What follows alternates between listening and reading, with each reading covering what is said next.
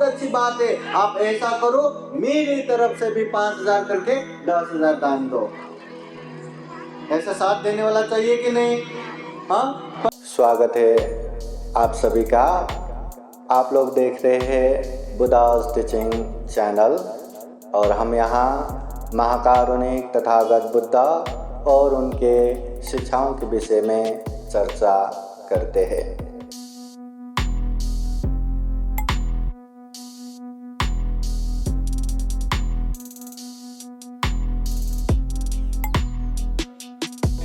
समन्ता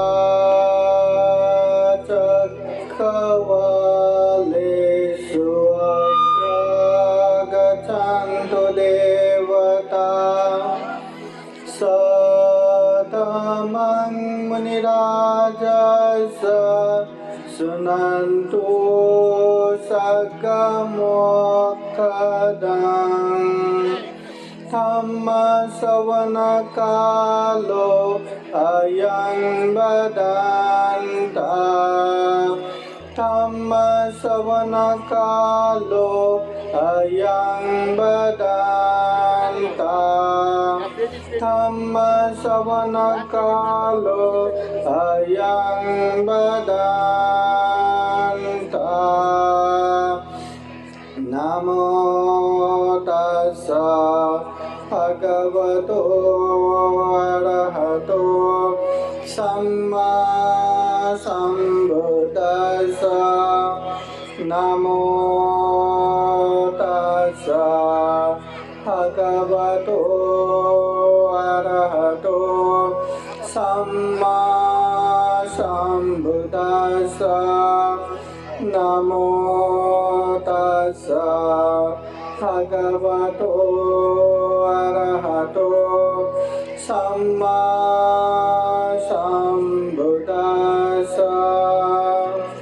सर्वपापसकरणं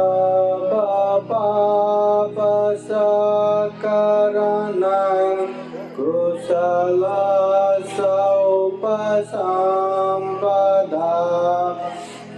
सचित्तपरियोदापनं एतं बुद्धानुशासनम्।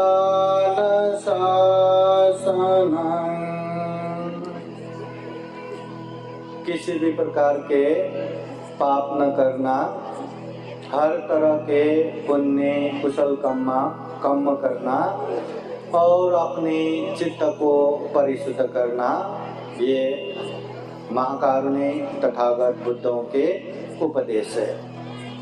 महाकारुणिक तथागत भगवान बुद्ध को त्रिवार वंदना। महाकारुणिक तथागत बुद्ध द्वारा देशित सुआख्या धम्म को त्रिवार वंदना।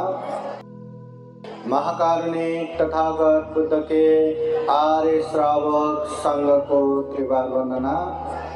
परम पूजनीय बोधिसत्व डॉक्टर बाबा साहब अम्बेडकर आज के विशेष 22वां अखिल भारतीय बौद्ध धम्म परिषद शांतिनगर जेतवन बुद्ध विहार हिंगोली, इस कार्यक्रम में उपस्थित पूजनीय भिक्षु संघ में ज्येष्ठ श्रेष्ठ और धम्म परिषद के अध्यक्ष पूजनीय भिक्षु धम्म सेवक महाथेरो भंते जी को त्रिवार वंदना। पूजनीय भिक्षु प्राध्यापक डॉक्टर खेमदमो महाथेरो भंते जी, पूजनीय भिक्षु डॉक्टर उपगुप्ता महाथेरो भंते जी, पूजनीय भिक्षु प्राध्यापक डॉक्टर एम सत्यपाल महाथेरो भंते जी प्रमुख संपूर्ण भिक्षु संघ, आज के धम्म परिषद के मूल संयोजक पूजनीय भिक्षु पन्या रत्नथेरो विपस्सनाचार्य, प्रमुख संपूर्ण भिक्षु संघ श्रावणगण और यहाँ उपस्थित उपासक उपासिकाएं तथा प्रत्यक्ष अप्रत्यक्ष, जैसे बुद्धास टीचिंग चैनल में लाइव देख रहे लोग, तो इस तरह से प्रत्यक्ष अप्रत्यक्ष इस कार्यक्रम में जुड़े हुए संपूर्ण श्रद्धा संपन्न बुद्धि संपन्न उपासक उपासिकाएं प्रथमतः बौद्ध धम्म परिषद इतने पवित्र इतने अच्छे ये धम्म कार्य में हम भी सहभागी हो रहे हैं। प्रत्यक्ष अप्रत्यक्ष इस कार्य में हमारा भी योगदान है, हमारा भी दान पुण्य है। तो इसमें प्रसन्न हो जाइए। सर्वप्रथम ये धम्म परिषद में प्रत्यक्ष अप्रत्यक्ष सहयोग करने वाले संपूर्ण दानदायिका प्रमुख आयोजक सभी के जीवन में बुद्ध का आशीर्वाद, धम्म का आशीर्वाद, संघ का आशीर्वाद हमेशा हमेशा रहे, ऐसी कामना करते हैं। बोलिए साधु साधु साधु। महाकारुणिक तथागत बुद्ध कहते हैं आरोग्य परमालाभा संतुति परमं धनं विश्वास परमान्यति निब्बानं परमं सुखम। महाकारुणिक तथागत बुद्ध कहते हैं आरोग्य परमालाभा, जीवन में सबसे बड़ा लाभ, सबसे परम लाभ वो है आरोग्य, निरोग होना, सुस्वास्थ्य होना। अगर हमें बीमार हो गया, अगर हमें मतलब रोग हो गया या छोटा सा बुखार भी हो गया, कितना भी बड़ा कार्यक्रम हो, हम शांति से बैठ नहीं पाएंगे, धम्म देशना सुन नहीं पाएंगे। कोई भी अच्छे काम करने के लिए, कुशल कर्म पुण्य कर्म करने के लिए भी हमें निरोग होना जरूरी है। इसलिए निरोग होने के लिए जितना भी जिस तरह अच्छे पुण्यवान बनने के लिए हम मानसिक एक्सरसाइज करते हैं, उसी तरह हेल्दी और निरोग बनने के लिए शारीरिक रूप से एक्सरसाइज करना है। भोजन में मात्रा ज्ञान होना है और जो भी मतलब अच्छे चीज करके हेल्दी रहना है, सुस्वस्थ रहना है, बीमार नहीं पड़ना है। ये तथागत बुद्ध कहते हैं जीवन में सबसे परम लाभ आरोग्य है। संतुष्टि परमं धनम, जीवन में सबसे बड़ा धन संतुष्ट है। बगा हम में जितना धन संपत्ति, छोटा ही घर क्यों न हो, छोटा सा टुकड़ा खेती क्यों न हो, अगर संतोष रहा तो जीवन में सबसे बड़ा धनवान है। अगर संतोष नहीं रहा तो छोटे से छोटे घर तो क्या, बड़े से बड़े मकान तो क्या, अरे पूरा बंगला, पूरा महल, पूरा दरबार, पूरा राज्य, पूरा पृथ्वी अपना हुआ तो भी वो गरीब के गरीब ही रहेगा। उसका लोभ लालच कभी खत्म ही नहीं होगा। और चाहिए और चाहिए और चाहिए, कभी जो चीज है उसमें संतुष्ट हो ही नहीं सकता। तो संतुष्ट नहीं है तो कहाँ का धनवान। इसलिए संतोष होना ये सबसे बड़ा धन है। फिर बुद्ध कहते हैं विश्वास परमान्याति, सबसे बड़ा बंधु विश्वास है। विश्वास होना चाहिए और विश्वास होने के लिए विश्वास करने लायक का आचरण भी करना चाहिए। कोई हिंसा करता है, चोरी करता है, व्यभिचार करता है, झूठ असत्य बोलता है या दारू नशा पता सेवन करता है तो कैसे विश्वास कर पाएंगे। विश्वास करने के लिए विश्वास करने लायक चरित्र भी तो बनाना पड़ेगा, वैसा व्यवहार भी तो करना पड़ेगा। इसलिए विश्वास होना चाहिए, विश्वास करने योग्य आचरण भी करना चाहिए। देखिए, विश्वास रहा तो दुनिया के कोई भी कोने में जन्म क्यों न हुआ हो, फिर भी अपना सा है। अगर विश्वास नहीं रहा तो एक ही माँ के गर्भ से जन्म हुए भाई भाई बहन बहन में भी शत्रुता होता है। इसलिए विश्वास सबसे बड़ा बंधु। फिर तथागत बुद्ध कहते हैं, निब्बानं परमं सुखं। दुनिया के जितने भी लोग हैं सबको सुख चाहिए, सबको शांति चाहिए। वही सुख शांति के लिए लोग न जाने क्या क्या करके बैठते हैं। यही सुख शांति प्राप्त करने के लिए रात के ये समय में भी धम्म परिषद में बैठ के हम धम्म देशना सुन रहे, बुद्ध वाणी सुन रहे। जीवन में सबको सुख चाहिए। बुद्ध कहते हैं, सुख में भी परम सुख, सबसे बड़ा सुख है तो वो है निब्बान, निर्वाण। निर्वाण बोले तो जहाँ तृष्णा का नामो निशान नहीं, जहाँ दुख का नामो निशान नहीं, ऐसे दुख मुक्त तृष्णा मुक्त अवस्था को निर्वाण कहते हैं। निर्वाण पहुंच गया तो विमुक्ति सुख हो गया, सबसे बड़ा सुख प्राप्त हो गया। तो जो जो सुख चाहने वाले उपासक उपासिकाएं हैं, हमें निर्वाण प्राप्ति के लिए मेहनत करना है, परिश्रम करना है, वीर पराक्रम करना है। ये तथागत बुद्ध के उपदेश है।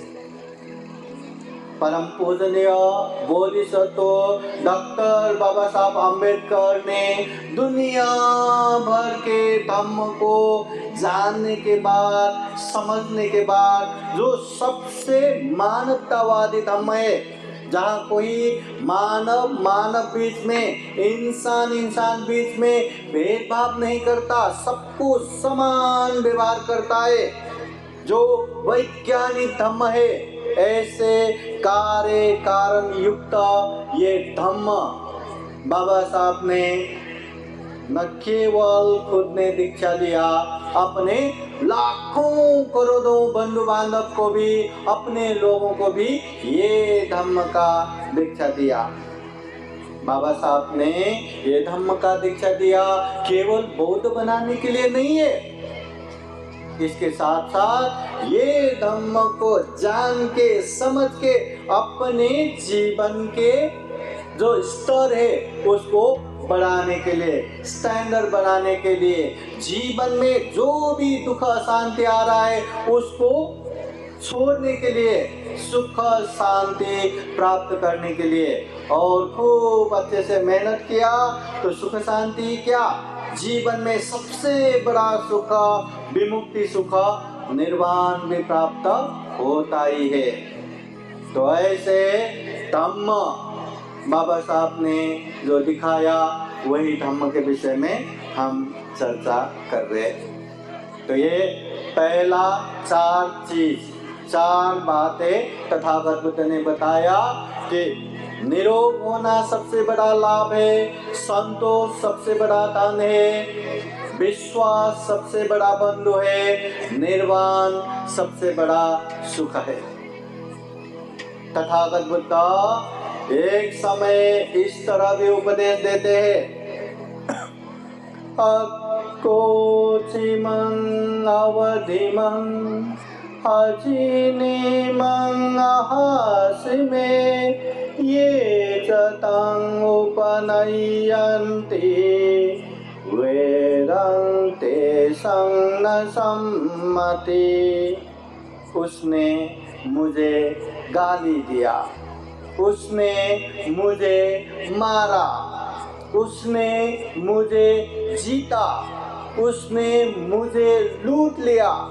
इस तरह की बातें जो इंसान बार मन में लाते रहेंगे, वही चिंतन करते रहेंगे, उसके जीवन में कभी भी शांति नहीं होगा। देखिए, हर किसी के जीवन में ऐसा कोई न कोई घटना तो होता ही है, कुछ न कुछ ऐसी बातें तो होता ही है। हम धम्म देशना भूल जाते हैं। पंडित जी ने बहुत अच्छा धम्म देशना दिया, पर दूसरों को बताने के लिए अरे मैं तो भूल ही गया, बस ऐसा कहते हैं। मगर ऐसी बातें, उसने मुझे जीता, उसने मुझे मारा, उसने मुझे हराया, उसने मुझे लूटा, ऐसा बोला, वैसा बोला, अरे बाप रे, जिंदगी भर याद करके बैठते हैं। तो जितना याद करेंगे उतना मन में क्लेश उत्पन्न होता है, मन में अशांति उत्पन्न होता है, मन में बेचैनी उत्पन्न होता है। ऐसे इंसान कभी शांति से नहीं रह पाते। जितना याद करेंगे उतना ही दुख, उतना ही बेचैनी। इसलिए बुद्ध कहते हैं, अक्खोचिमं अवधिमं अजीनिमं हासिमे ये तं न उपनयन्ति वेदं तेषुपसम्मते। उसने मुझे गाली दिया, उसने मुझे मारा, उसने मुझे हराया, उसने मुझे लूट लिया। जो व्यक्ति बार बार चिंतना नहीं करते उसको सुख शांति मिलता है। ये तथागत बुद्ध की वाणी है, ये तथागत बुद्ध के उपदेश है। जितना समझ लेंगे, जितना बोध होंगे, जीवन में सुख शांति का मार्ग खुलता ही जाएगा, खुलता ही जाएगा। आसान नहीं है। किसी ने कुछ किया, किसी ने कुछ बोला, उसको भूलना आसान नहीं है। याद करना, बार बार याद करके बेचैनी होना, वो आसान है, पर भूलना आसान नहीं है। अरे ये आसान नहीं है करके तो जीवन में दुख आ रहा है, पीड़, चिंता, तनाव बढ़ रहा है। खुद के दुख का कारण खुद ही बन रहे हैं। इसलिए जिसने भी हमें ऐसा गाली दिया हो, लूट लिया हो, हराया हो, मारा हो, अरे हो सकता है उस समय मेरा ही गलती था, मैं दिल से माफी मांगता हूँ। और हो सकता है मेरा कोई भी गलती नहीं है, मैं अपना गलती देखता ही नहीं। तो हो सकता है सामने वाले अज्ञानी है, मूर्ख है, उसका कर्म तो वो खुद ही भुगत लेगा। जो जैसा कर्म करेगा वो खुद ही भुगत लेगा। बस उसको मैं दिल से माफी देता हूँ, दिल से माफ करता हूँ। ऐसा माफी मांगते हुए, माफी देते हुए ऐसे बातों को भूलना चाहिए, ऐसे बातों से दूर होना चाहिए। देखिए, बहुत सारे दुख, बेचैनी से हम दूर हो जाएंगे। यहाँ भी तथागत बुद्ध ने 4 बातें बताया। उसने मुझे मारा, उसने मुझे जीता, उसने मुझे हराया, उसने मुझे लूट लिया। ये 4 बातें याद नहीं करना। जो याद करेंगे दुख कभी खत्म नहीं होगा, जो याद नहीं करेंगे दुख खत्म होगा। फिर तथागत बुद्ध और एक बात है, और एक गाथा आप लोगों को बताता हूँ। तथागत बुद्ध लोगों को पाप से दूर रहो, अच्छे पुण्य कार्य में आगे बढ़ते रहो, ऐसा उपदेश देते हुए बुद्ध बार बार इस तरह का भी उपदेश देते हैं। न भजे पाप के मिते, न भजे पुरुषोत्तम, भजे तमिते कल्याणे, भजे पुरुषोत्तम। न भजे पाप के मित्र, जो पापी मित्र है, जो गलत का करने वाला मित्र है, जो खुद तो शरीर से, वाणी से, मन से गलत करता है, अकुशल करता है, पाप करता है, ऐसे मित्र की संगत मत करो। जो खुद भी पाप करता है, अपने मित्र को भी खींच खींच के पाप कराता है, ऐसे पापी मित्र की संगत मत करो। न भजे पुरुषार्थ हमें, ये जो असत पुरुष है, ऐसे पुरुष का भी संगत मत करो। जो खराब मित्र है, गलत है, गलत करने वाले हैं, ऐसे लोगों का संगत मत करो। फिर तथागत बुद्ध कहते हैं, भजेथ मित्रे कल्याणे, कल्याण मित्र की संगत करो। कल्याण मित्र वो है जो हमेशा हमें धम्म की बातें बताएगा, अच्छी बातें बताएगा, जीवन में उन्नति प्रगति का मार्ग बताएगा। अगर हम गलत रास्ते में भी है तो अनेक तरह से समझा के वो गलत रास्ते से दूर करेगा। अगर हम सही मार्ग में भी हो तो अनेक प्रेरणा देके और आगे आगे बढ़ाते जाएगा। ऐसे कल्याण मित्र की संगत करो। हर किसी के जीवन में ऐसा कल्याण मित्र हुआ तो बहुत ही पुण्य की बात है, बहुत ही अच्छी बात है। ऐसा कल्याण मित्र जीवन में होना चाहिए। जाने अनजाने में हम कब कैसे गलत राह पे चला पता ही नहीं चलता। जाने अनजाने में जिसे हम पुण्य कहते, धम्म कहते, उससे कैसे दूर हो गया पता ही नहीं चलता। अगर कल्याण मित्र रहा तो बरोबर मित्र तुम पाप कर रहे हो, अकुशल कर रहे हो, हमें उससे दूर लेके जाएगा। अगर पुण्य कर रहे तो और अच्छे से आगे बढ़ाने के लिए हमेशा हमारा साथ देगा। तो कल्याण मित्र की संगत करो। फिर तथागत बुद्ध कहते हैं, भजेत पुरुष उत्तमे, जो सत्पुरुष है, जो अच्छा करने वाले हैं, जो शीलवान है, गुणवान है, ऐसे व्यक्ति की संगत करो। ऐसे व्यक्ति की संगत करेंगे तो हमेशा आपको अच्छी बातें सुनने को मिलेगा, हमेशा आपको धम्म की बातें सुनने को मिलेगा। तथागत बुद्ध कहते हैं, अगर अच्छे व्यक्ति मिला तो हमेशा पकड़ के रखो, छोड़ना नहीं। अगर अच्छे व्यक्ति हमें लात भी मारे तो वो पेड़ को भी पकड़े रखो, छोड़ना नहीं। तथागत बुद्ध कहते हैं, जीवन में जितना हो उतना अच्छे व्यक्ति का संगत करना चाहिए।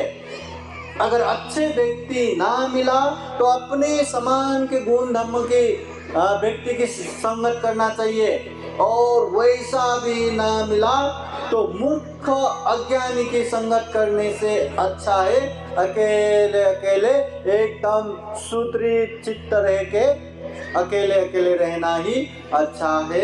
ये तथागत बुद्ध कहते हैं। मतलब कोई मित्र बनाना हो या किसी के साथ रहना हो तो अपने से अच्छे व्यक्ति का संगत करो। ऐसा व्यक्ति ना मिले तो अपने समान गुण धर्म रखने वाले की संगत करो। अगर ऐसा व्यक्ति भी ना मिले, मूर्ख अज्ञानी का संगत मत करो। उससे अच्छा तो अकेले अकेले रहना ही कल्याणकारी है। तो यहाँ भी तथागत बुद्ध खूब अच्छे से 4 बातें आप लोगों को समझाते हैं। हाँ, जीवन में कभी भी पापी मित्र का संगत मत करो, जीवन में कभी भी असत पुरुष का संगत मत करो। तो ऐसा मत करो तो क्या करना चाहिए? तो बुद्ध कहते हैं, कल्याण मित्र की संगत करो और सत्पुरुष की संगत करो। 4 बातें। तो महाकारुणिक तथागत बुद्ध ने इस तरह का उपदेश खूब दिया है। जब से तथागत बुद्ध गया के बोधि वृक्ष के नीचे बुद्धत्व ज्ञान प्राप्त किया, सम्यक संबुद्ध बन गया, अब मुझे विमुक्ति सुख मिल गया, निर्वाण प्राप्त हो गया करके तथागत बुद्ध अकेले शांति से नहीं रहे। बुद्ध ने हम जैसे दुखी प्राणियों को देखे, फिर दुख मुक्ति का मार्ग बताने के लिए गांव नगर जनपद देश देशांतर चारिका करते हुए धम्म का खूब प्रचार प्रसार किया, खूब सारे उपदेश दिए। जहां जहां जैसे जैसे लोग मिला, जिस तरह से वो लोग ये धम्म को बोध कर सके, उस तरह से तथागत बुद्ध उपदेश देते गए। कभी छोटा सा ही उपदेश, कभी वो उपदेश को अनेक तरह से व्याख्या करके उपदेश दिया, कभी जरूरत पड़ा तो अनेक तरह से उदाहरण देते हुए, अनेक तरह से कहानियां बताते हुए उपदेश दिया। तो अनेक तरह से तथागत बुद्ध ने जो उपदेश दिया, बुद्ध के महापरिनिर्वाण बाद उनके 500 अरब भिक्षुओं ने जो धम्म और विनय के रूप में बुद्धवाणी संग्रह किया, जो आज के समय में त्रिपिटक ग्रंथ के रूप में संग्रह है। शुद्ध पिटक, विनय पिटक, अभिधम्म पिटक। 84,000 धम्म स्कंद ये त्रिपिटक ग्रंथ में है। इतना विशाल, इतना अथा बुद्धवाणी यहाँ उपलब्ध है। और एक एक बुद्धवाणी तथागत बुद्ध के समय में अनेक अनेक लोगों के लिए हित कल्याणकारी साबित होते थे। कितने कितने लोग तो दुख मुक्ति का मार्ग फल प्राप्त करते थे, कितने कितने तो श्रोतापति फल, कितने कितने तो सकिटागामी फल, कितने कितने तो अनागामी फल, कितने कितने तो अरहत फल भी प्राप्त करते थे। तथागत बुद्ध के ये वाणी, तथागत बुद्ध के उपदेश, तथागत बुद्ध के धम्म हमेशा हित कल्याणकारी ही थे, है, रहेगा। इसलिए ये धम्म को खूब अच्छे से सुनना है, समझना है। न केवल सुनना समझना, उसको अभ्यास भी करना है, पालन भी करना है। जितना पालन करेंगे उतना ही जीवन में सुख शांति मिलेगा। ऐसा होता नहीं कि हमने दीक्षा लेके इतने साल हो गए, हम बौद्ध बन के इतने साल हो गए, अब हमें इतना सुख मिलना चाहिए, उतना शांति मिलना चाहिए। ऐसा होता नहीं। जितना धम्म को समझ के पालन करेंगे, अभ्यास करेंगे, उतना ही जीवन में सुख मिलेगा, शांति मिलेगा। धम्म पालन करेंगे तो धम्म हमारा रक्षा करता है। धम्मो हवे रक्षति धम्मचारी, जो धम्म करता है ऐसे धार्मिक व्यक्ति को धम्म ही रक्षा करता है। मगर धम्म की बातें सुनते हैं, धम्म की बातें सुनाते हैं, धम्म की चर्चा खूब करते हैं, पर पालन कुछ नहीं करेंगे तो ऐसे व्यक्ति की रक्षा धम्म जरा सा भी नहीं करते। इसलिए धम्म का पालन होना चाहिए, धम्म का अभ्यास होना चाहिए। सारे धम्म जानना ही है, समझना ही है, पालन ही करना है, ऐसा नहीं है। पर जितना धम्म हमें समझ में आया, जितना धम्म हमें अनुभूति हो गया, उतना तो पालन करना ही चाहिए। ऐसा नहीं होना चाहिए कि ये तो अच्छा है, ये धम्म पालन भी करना चाहिए, पर अभी मैं बहुत ही बिजी हूँ, बाद में करूँगा, बाद में करूँगा, या जीवन के अंत में करूँगा, रिटायर होने के बाद करूँगा।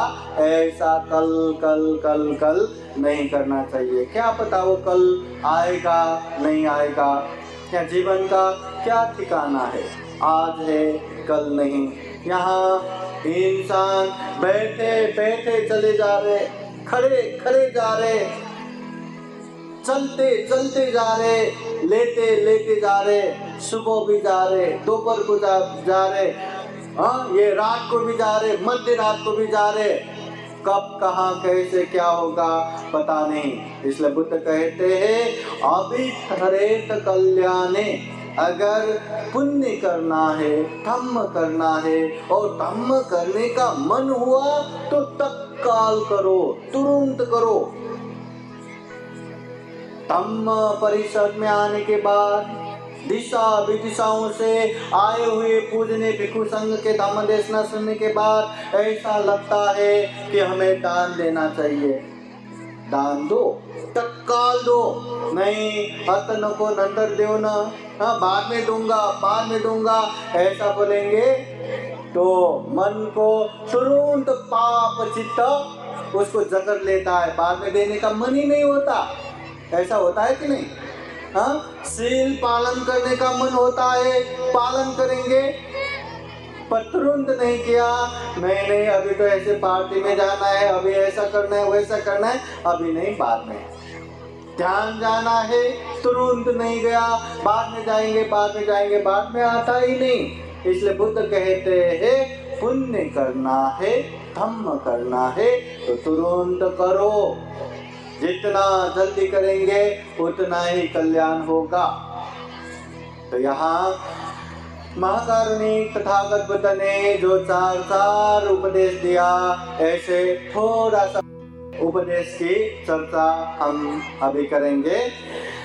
जिस तरह महाकारुणिक तथागत बुद्ध ने ढेर सारा उपदेश दिया, उनमें से कुछ उपदेश जो तथागत बुद्ध ने चार के रूप में उपदेश दिया, वो उपदेश आप लोगों को बताता हूँ।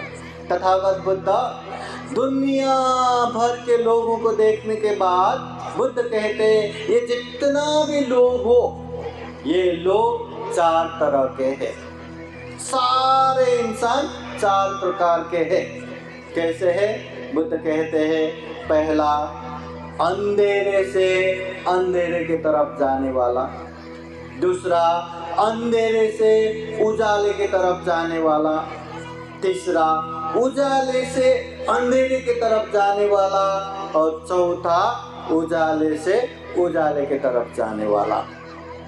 यहाँ उजाला और अंधेरा, उजाला बोले तो अच्छे जगह, अंधेरा बोले तो बहुत ही बुरे जगह।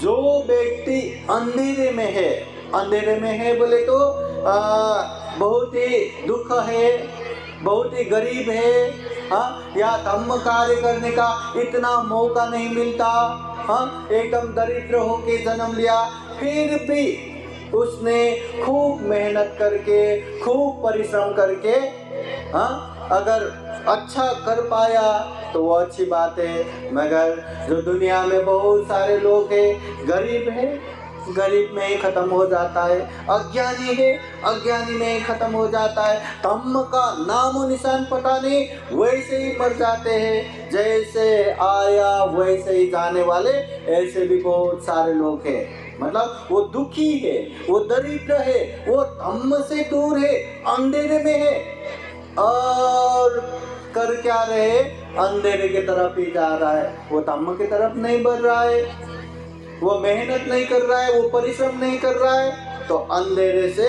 अंधेरे की तरफ जाने वाले।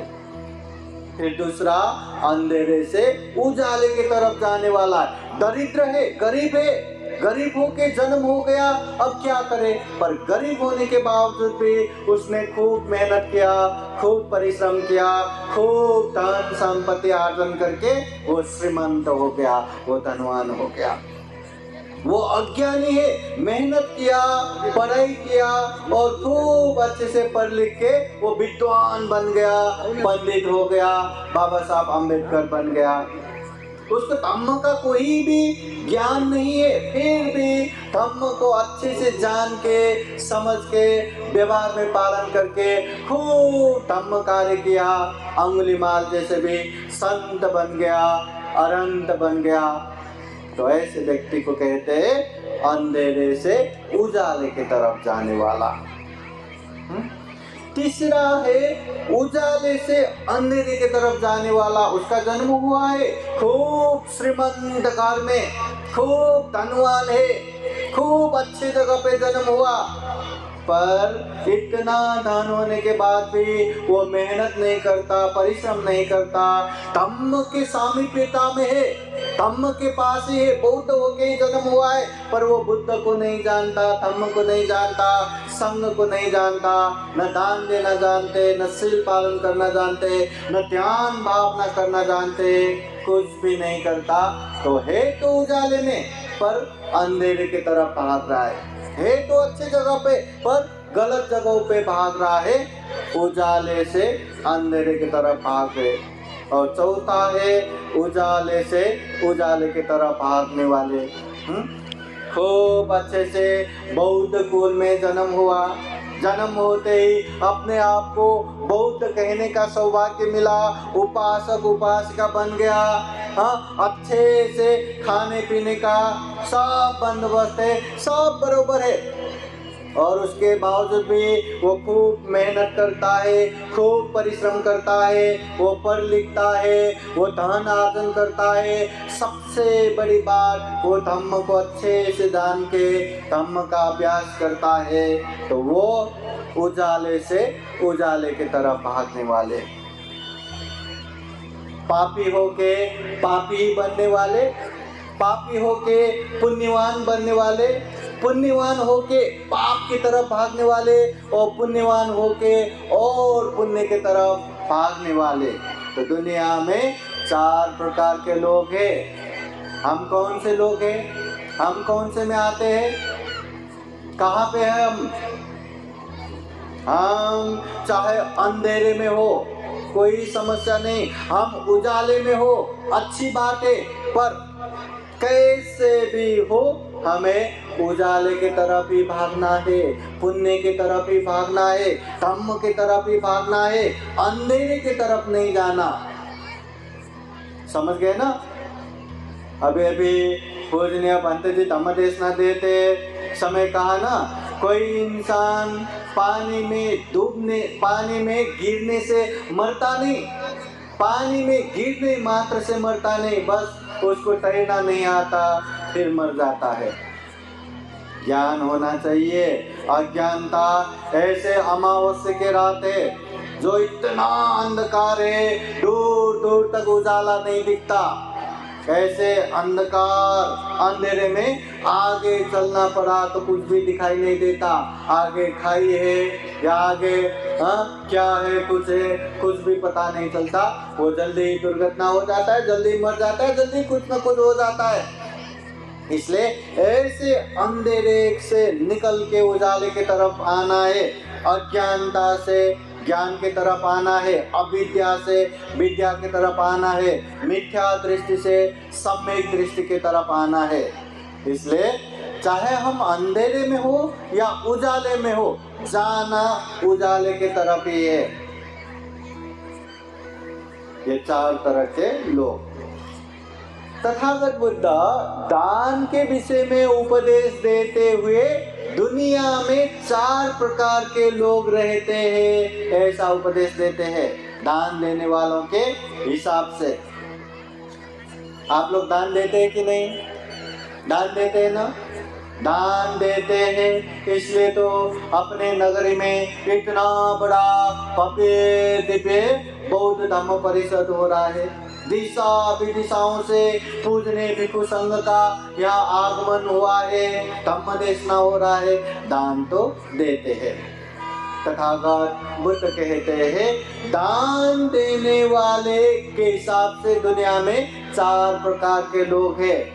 एक है खुद दान देते हैं पर दूसरों को दान नहीं दिलाता, दूसरा है खुद दान देते हैं दूसरों को भी दिलाता है, तीसरा खुद दान नहीं देते और दूसरों को भी नहीं दिलाता, और चौथा खुद दान नहीं देते पर दूसरों को खूब अच्छे से समझा बुझा के दान दिलाते हैं। 4 प्रकार के लोग। हम दान देते हैं, दान देते हैं, हाथ उठाइए, दान देते हैं, हाँ दान देते हैं। अभी दूसरी बात, हम दूसरों को दान दिलाते हैं, हाथ उठाइए, दूसरों को दान दिलाते हैं, हाँ बहुत कम है। हमें धन संपत्ति चाहिए कि नहीं? धन संपत्ति प्रॉपर्टी पाएगी कि नहीं? पाएगी ना? चाहिए ना? चाहिए। हमें खूब धन संपत्ति मिला पर दिल से साथ देने वाले अपने लोग नहीं है, परिवार नहीं है, बंधु बांधव नहीं है, मित्र नहीं है, तो चलता है क्या? चलता है क्या? दिल से साथ देने वाला भी चाहिए कि नहीं? चाहिए। हाँ, यहाँ बाबा साहब के पुण्य बहुत सारे लोगों ने पढ़ लिख के खूब अच्छे से धन संपत्ति कमाते हैं, अच्छा अच्छा घर हो गया, अच्छा अच्छा बंगलो हो गया, अच्छे गाड़ी हो गया, अच्छे अच्छे हो गया धन संपत्ति, पर बहुत सारे लोग अकेले अकेले रहते हैं। बहुत सारे लोग परिवार के साथ रह के भी परिवार साथ में नहीं है। वो जो करना चाहते साथ ही नहीं देते, दान देना चाहते दान में साथ नहीं देते। दान द्यायचं म्हणले तर कशाला द्यायचं, नको। ऐसे कोई अभी इतना धम्म परिषद हो रहा है, मैं 5,000 देने की सोच रहा हूँ, तो क्या होना चाहिए? क्या होना चाहिए? परिवार को बोलना चाहिए ना, अरे आप 5,000 दान देने की सोच रहे, बहुत अच्छी बात है, आप ऐसा करो मेरी तरफ से भी 5,000 करके 10,000 दान दो। ऐसा साथ देने वाला चाहिए कि नहीं? पर 5,000 का सलाह दे तो रे, इतने पैसे से तो हमारा ये होता वो होता, बेकार में देने की जरूरत नहीं, ऐसा बोलेंगे तो अच्छा लगता है क्या? फिर क्या चोरी चोरी चुपके चुपके दान देना है क्या? मजा नहीं आता है ना। इसलिए दिल से साथ देने वाला, सपोर्ट करने वाला भी चाहिए, और वो व्यक्ति दान दिलाने से ही मिलता है। तथागत बुद्ध कहते हैं जो दान देते हैं वो दान देने के पुण्य से दान संपत्ति भोग संपत्ति मिलता है, और जो दूसरों को समझा बुझा के दान दिलाता है ऐसे व्यक्ति को दिल से साथ देने वाले परिवार संपत्ति मिलता है। आता मला सांगा, दान द्यायचं की नहीं? दान देना है कि नहीं? दान देते हैं बहुत सारे लोग। हम जितना हो सके उतना दान देंगे, दूसरों का कोई लेना देना नहीं। किसी एक को बोला अरे तुम देना तो दो ना, हमें क्यों बोल रहे, ऐसा बोला तो अभी दूसरों को बोलेंगे ही नहीं।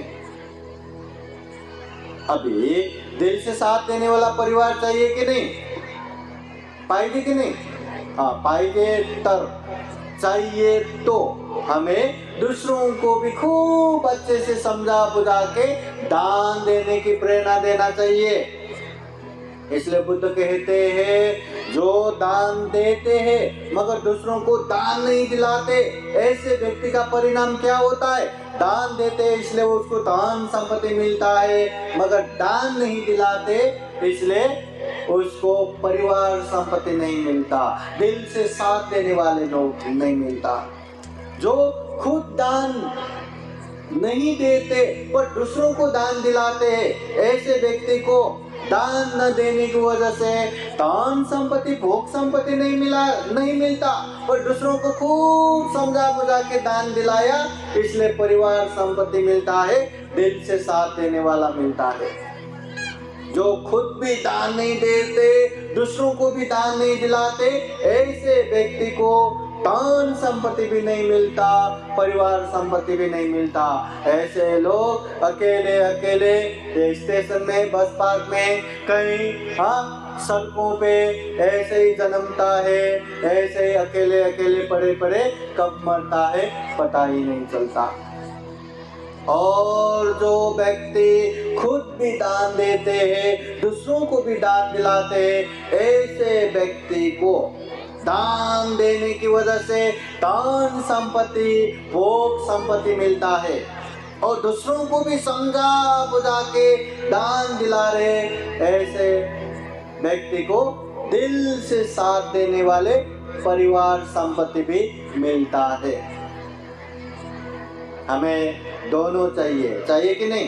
दान संपत्ति है पर दिल से साथ देने वाला नहीं है तो अच्छा लगेगा क्या? दिल से साथ देने वाला भरपूर मिल गया पर दान संपत्ति एक नहीं, अच्छा लगेगा क्या? नहीं। तो हमें दोनों चाहिए, दान संपत्ति भी चाहिए, परिवार संपत्ति भी चाहिए। और हम जैसा कर्म करते उसका ही परिणाम है ये। हम दान देंगे तो भोग संपत्ति मिलेगा, और हम दान दिलाएंगे या दान देने की प्रेरणा देंगे तो परिवार संपत्ति मिलेगा।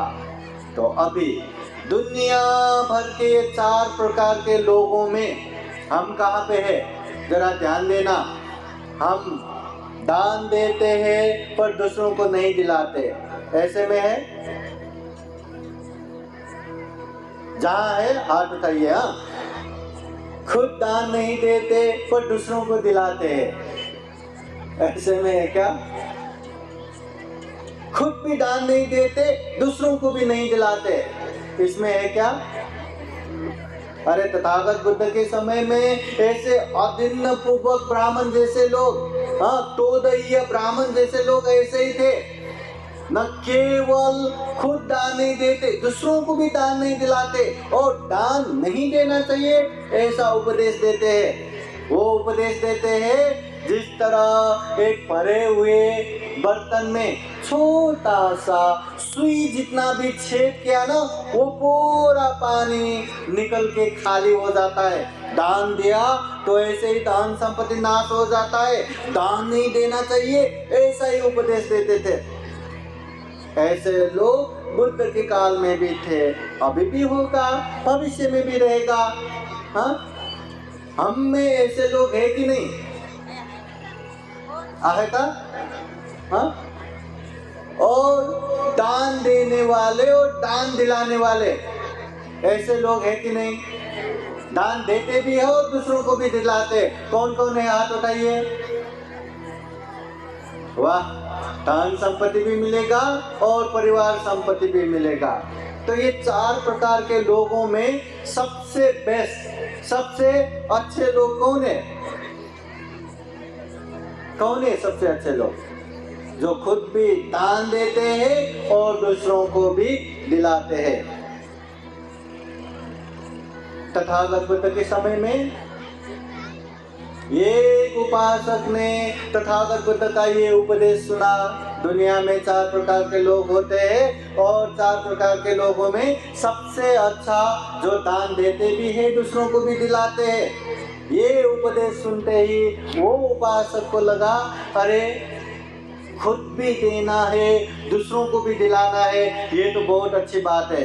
अभी मैं ऐसा करता हूँ, मैं भी पूरे गांव की तरफ से तथागत बुद्ध प्रमुख भिक्षु संघ को निमंत्रण देता हूँ। मैं खुद भी दान दूंगा और गांव के सारे लोगों को भी दान देने के लिए प्रेरणा दूंगा। ऐसा सोच के बुद्ध के पास जाके बुद्ध प्रमुख 500 भिक्षुओं का निमंत्रण देते हैं।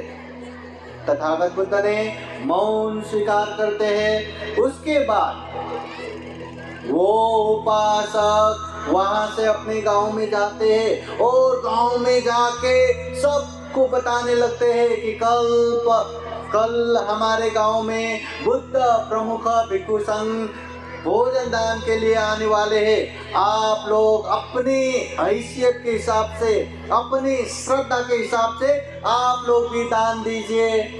आप लोग 1 को दान दे सकते हैं, 3 को दान दे सकते हैं, 5, 10, जितने बंदे को दान देना है आप लोग भी दान दीजिए।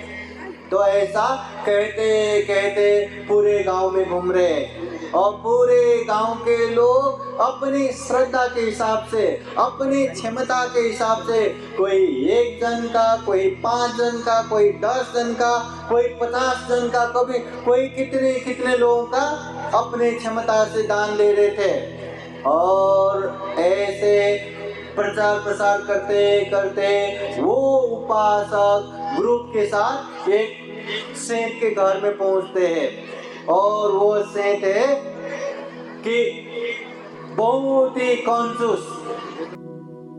तथागत बुद्ध प्रमुख 500 भिक्षुओं को निमंत्रण देके पूरे गांव में घूमते रहते हैं और घूमते घूमते एक कंजूस सेठ के घर में पहुंचते हैं और उसको भी अनेक तरह से समझाते कि दान देना चाहिए, दान देने से बहुत पुण्य होता है।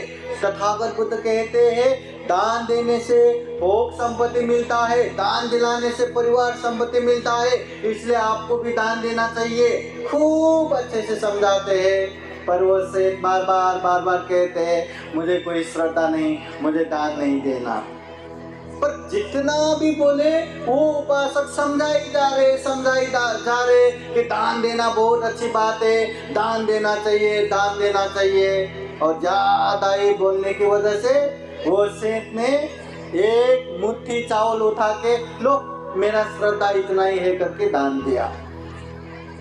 तो वो उपासक ने छोटा सा टॉवेल दिया, उसमें वो चावल रख के बांध के लेके गया। तो ऐसा देख के वो सेठ को लगा, अरे मैंने दिया हुआ दान को ये अलग से क्यों बांध के लेके जा रहा है, कहीं मेरा बेइज्जत तो नहीं कर रहे, कहीं मेरा अपमान तो नहीं कर रहे, मजाक तो नहीं उड़ा रहे। उसने तुरंत 2 जन को लगाया, जाओ पीछे पीछे जाओ, क्या करता है, हाँ मेरा बदनाम करता है तो मुझे बताओ, मैं इसको छोड़ूंगा ही नहीं। ऐसा सोच के पीछे पीछे भेज दिया। तो सारे लोगों को बोल के, सारे लोग दान देने वालों का जमा करके कल के दिन सारे भिक्षु संघ के लिए वहाँ भोजन बनाते हैं। और भोजन बनाते समय वही कंजूस सेठ ने दिया हुआ एक मुट्ठी चावल को सारे 500 लोगों के लिए भोजन बना रहे, बोले तो कितने बर्तन में बना रहा होगा, सब में थोड़ा थोड़ा थोड़ा थोड़ा चावल डालते हैं। तो ये सेठ ने भेजा हुआ 2 लोगों ने भी देखा तो ये देखते ही दौड़ा दौड़ा सेठ को बोलने गया कि आपने दिया हुआ दान सबके सामने थोड़ा थोड़ा थोड़ा थोड़ा सब बर्तन में रख रहे, आपका तो पूरा ही बदनाम हो गया, खूब बेइज्जत हो गया। तो ऐसा सुनते ही वो एकदम गुस्से से वहां आते हैं और वहां चिल्लाने लगते हैं कि सबके सामने क्या आप मेरा बेइज्जत कर रहे हैं, क्या ऐसे अलग से ले लिया, सबके सामने ऐसे थोड़ा थोड़ा डाल दिया, ऐसा भी करते हैं क्या, ऐसे बहुत ही झगड़ा करने लगे। तो ऐसे में वो उपासक उसको समझाते हैं, महाजन समझो ये क्या किया, हाँ बोलो।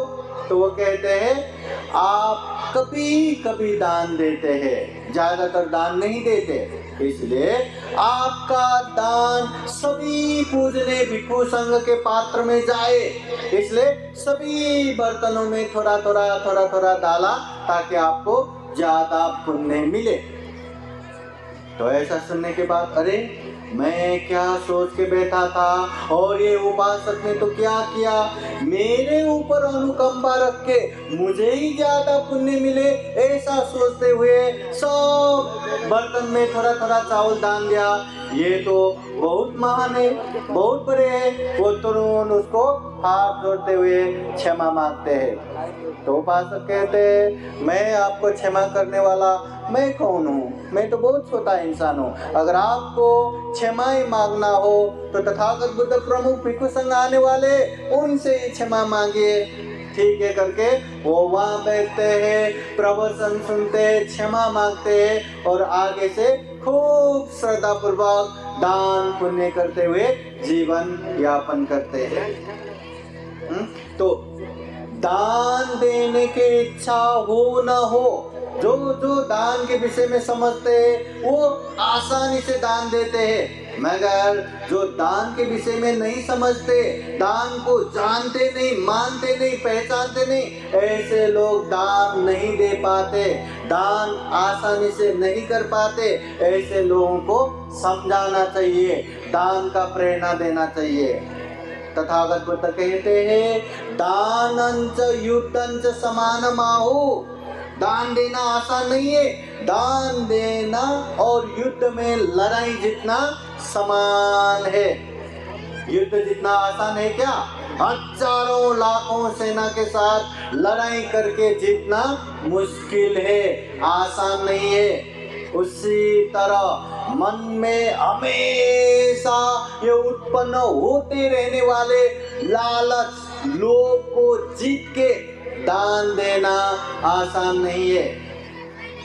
हमें हमेशा लोभ लालच उत्पन्न होते रहते, कोई भी अच्छी चीज देखा, चाहे वो अच्छा सजीव हो चाहे वो निर्जीव हो, अच्छी चीज देखते ही अरे वाह ये तो कितना अच्छा है, ये मुझे चाहिए, ये मेरा होना चाहिए, ये तो मलाच पाहिजे, ऐसा भावना तुरंत आते। इतना भावना आया बाद में भूल गया तो आराम हो जाता, मगर भूलते नहीं।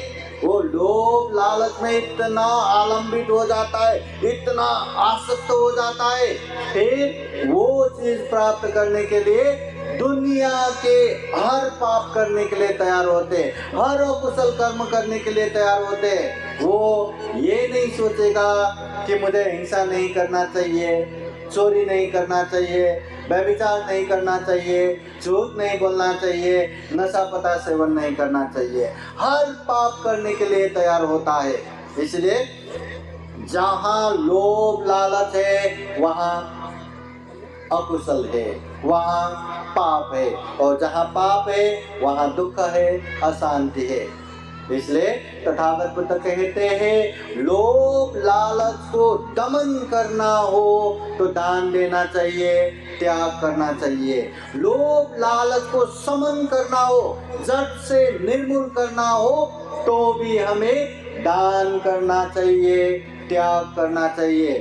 बिना त्याग चित्त, बिना दान से हम ये लोभ लालच को खत्म नहीं कर पाते।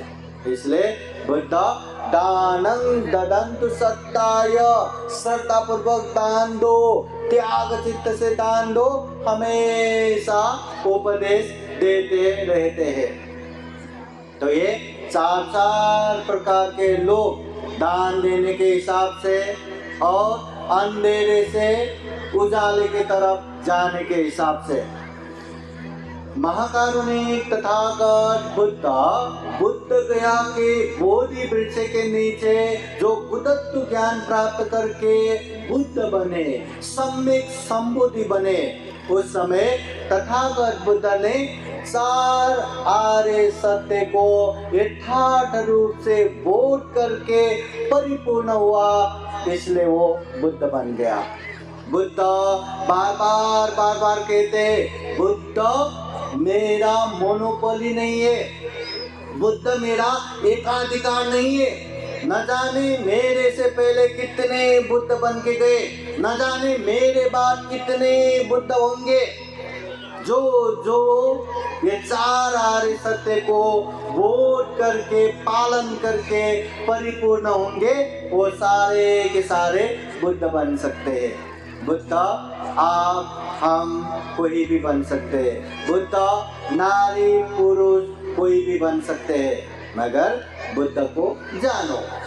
बुद्ध तीन प्रकार के हैं।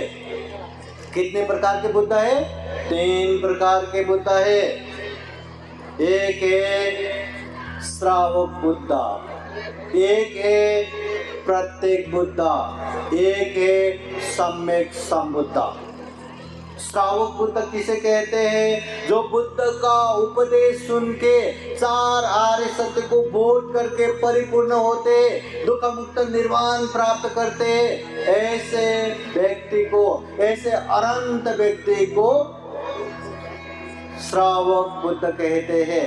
तथागत बुद्ध के उपदेश सुन के जो भिक्षुओं ने सारिपुत्र, मोदगलैंड, उपाली, आनंद, जितने भी अनंत हुए भिक्षु, जितने भी पताचारा, कृषा, गौतमी, खेमा, उत्पलवर्णा, जितने भी अनंत हुए भिक्षुनी है, सारे के सारे श्रावक बुद्ध है।